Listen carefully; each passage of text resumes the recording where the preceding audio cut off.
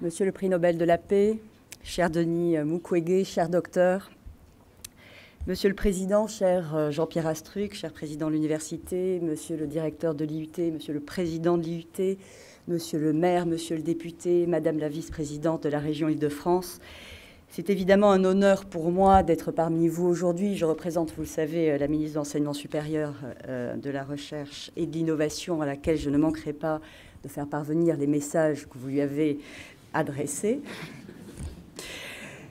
C'est un honneur pour moi. Elle est retenue, je le dis, sur les bancs de l'Assemblée nationale pour étudier les quelques articles de la loi bioéthique qui sont spécialement dédiés à l'enseignement supérieur, et elle regrette vivement, bien sûr, de ne pas être avec vous à vos côtés, mais je sais qu'elle s'y emploiera dans les prochaines semaines ou les prochains mois, bien entendu.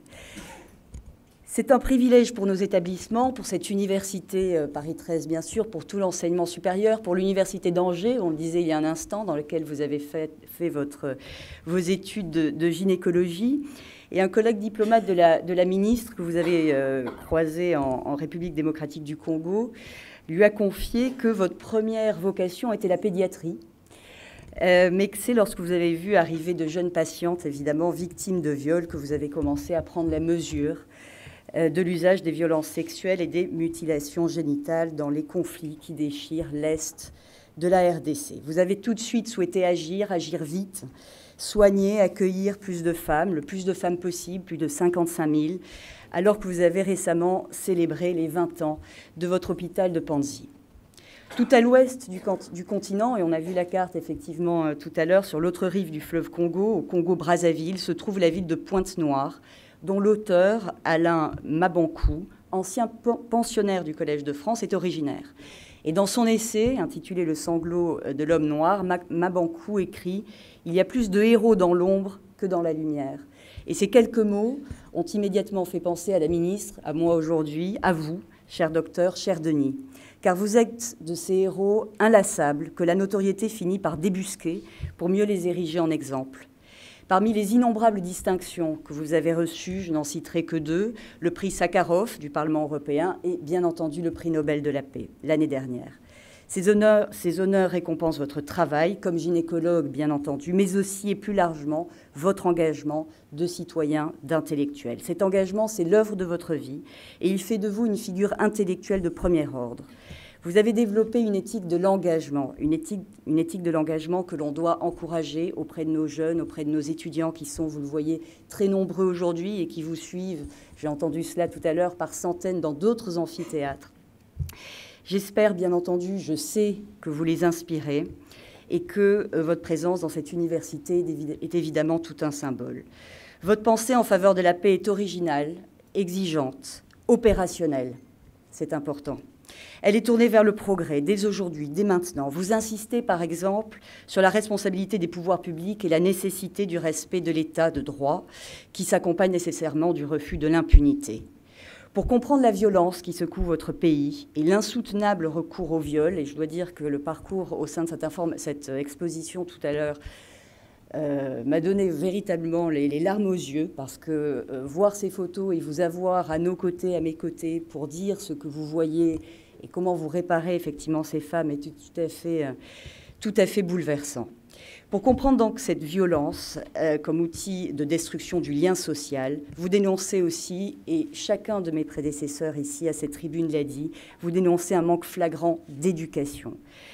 Dans un discours que vous avez prononcé à Oslo en 2018, vous dites sans cesse « manque flagrant d'éducation ». Cela m'interpelle, bien entendu, cela interpelle la ministre de l'Enseignement supérieur, bien entendu.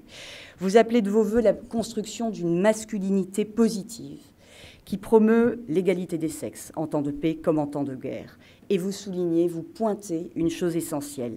S'il y a des victimes, c'est qu'il y a des bourreaux.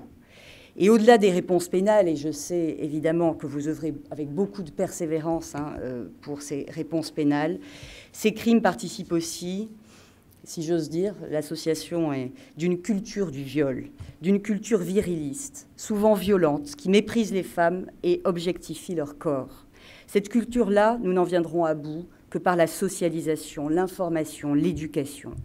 La semaine dernière, par exemple, le gouvernement français travaillait à la lutte contre les violences conjugales et les féminicides. Et là encore, chacun d'entre nous, avant moi, a pu l'exprimer, ces féminicides absolument insoutenables que nous connaissons aujourd'hui.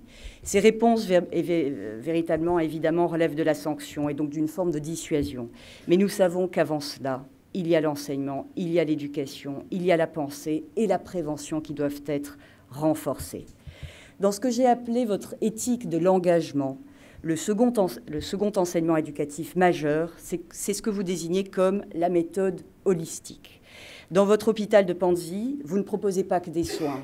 Et Madame la vice-présidente y faisait allusion il y a quelques instants. Vous ne proposez pas que des soins aux femmes mutilées. Vous apportez un soutien psychologique, juridique, social, pour accompagner leur réinsertion. Et tout à l'heure, lorsque nous parcourions là aussi l'exposition, j'ai été étonnée d'apprendre que finalement, la réinsertion des femmes était plus aisée, j'ai honte d'utiliser ce terme, que celle des hommes. Et vous nous avez expliqué les raisons pour lesquelles la réinsertion des hommes, et notamment des enfants nés de viol, des enfants garçons nés de viol, était plus difficile que celle des femmes. Donc il y a cette approche, cette méthode holistique. Et cet exemple que vous citez souvent, que vous citez parfois, de Sarah, qui est devenue chef d'entreprise, alors que vous l'avez secourue proprement mourante dans votre hôpital.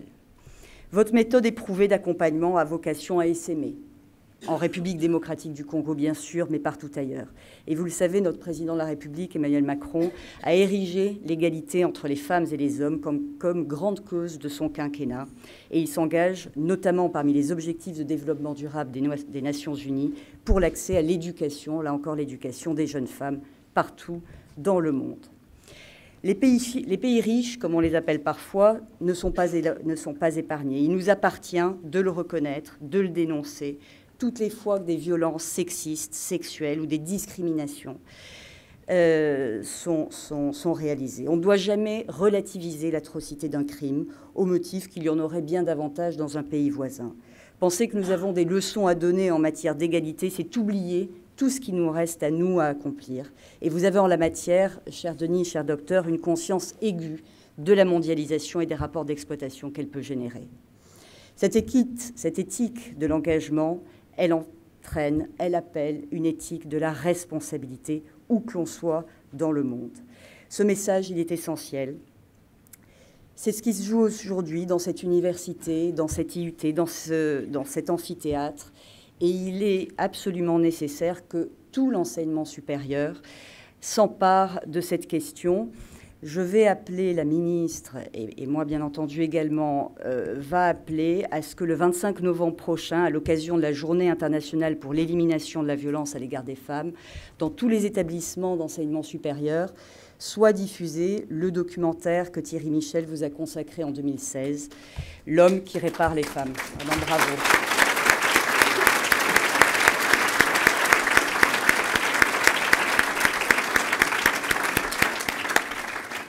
Nous allons bien sûr le faire et chaque établissement s'en emparera et j'imagine organisera des débats, associera les associations et bien sûr nous serons à leur côté, nous leur apporterons tout notre soutien. C'est donc grâce à la connaissance, à l'enseignement et sur ces bancs même que les consciences s'éveillent, que des mobilisations s'organisent. C'est aussi grâce aux sciences humaines et sociales, particulièrement, que nous bâtirons des sociétés plus pacifiques et plus égalitaires. Cet amphithéâtre est une pierre supplémentaire à cet édifice et c'est un honneur, cher docteur, cher Denis, que vous puissiez, par votre conscience, par votre engagement, par votre ténacité, nous rappeler l'exigence morale résolument universelle qui doit être la nôtre. Merci beaucoup et bravo.